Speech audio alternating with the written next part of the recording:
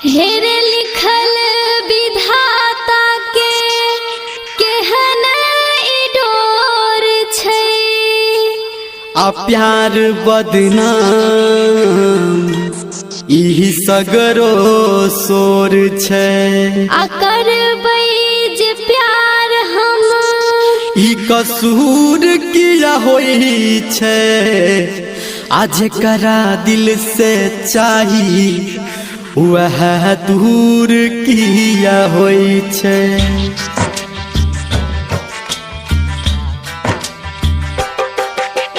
DJ Manish Raxaul मां Gayatri recording studio.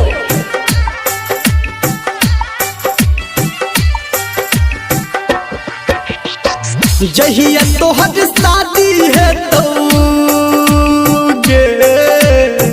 नहीं हेतै तू टेंशन किया लै छी। जहिया तोहर शादी है तो चढ़ के जब वही डोली खा के जान मरबो हम गे जहर के गोली, खा के जान मरबो हम गे जहर के गोली।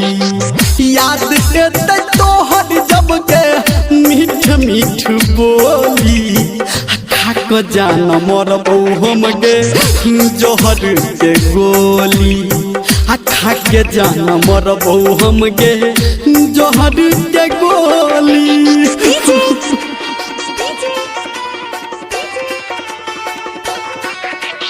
मनीष रक्सौल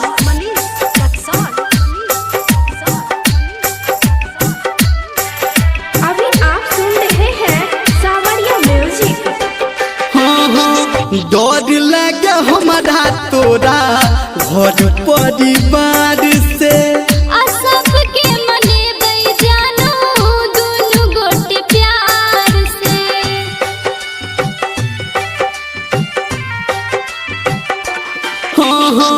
डर लगे हमारा तोरा घर परिवार से।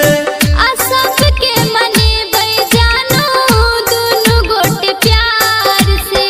आ मांगलो पे भरतौ नहीं जे गे, आ मांगलो पे भरतौ नहीं जे हमर के झोली, खा के जान मरबो हम गे जहर के गोली, खा के जान मरबो हम गे जहर के गोली।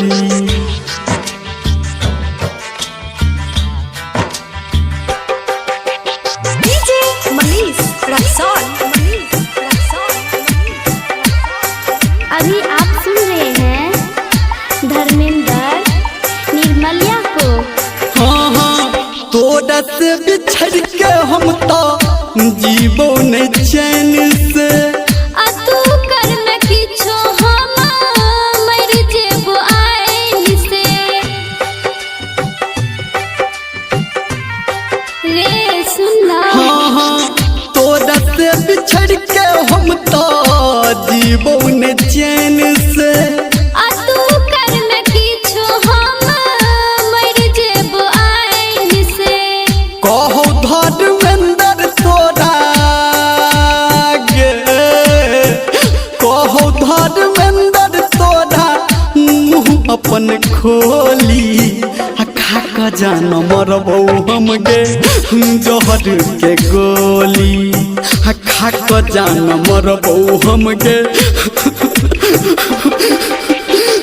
जहर के गोली।